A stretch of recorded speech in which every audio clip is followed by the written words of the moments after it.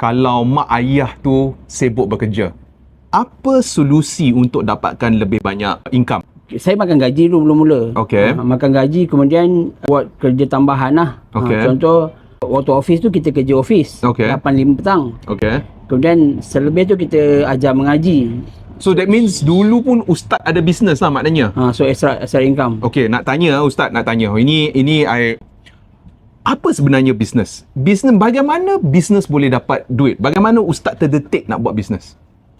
Dulu kita tak anggap itu bisnes. Okay. Sebab kita anggap bahawa kita ada satu kemahiran yang boleh membantu orang lain yang ada masalah tu. Contoh, orang menghadapi masalah, anak dia nak belajar mengaji. Faham. So dia nak ajar mengaji, mak bapak tak tahu, tak ada masa dan sebagainya. Jadi kita bantu dia, kita luangkan masa dan kita ajarlah anak tu mengaji.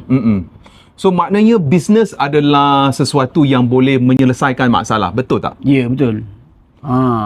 So business bukan sesuatu yang kita kena modal beribu-ribu ringgit. Lepas tu sebab I pernah dengar orang yang letak berpuluh-puluh ribu ringgit lepas tu hangus duit. Adakah ini mitos ke atau apa pendapat Ustaz? Kalau kita nak start business dari kosong, kita kena letak banyak duit ke tak?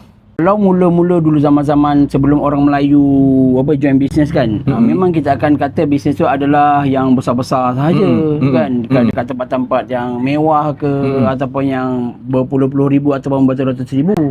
Tapi bila kita faham kita boleh datangkan duit, tambah duit kita dengan menyelesaikan masalah betul? Orang lain, itu kita pun anggap bisnes lah. Faham.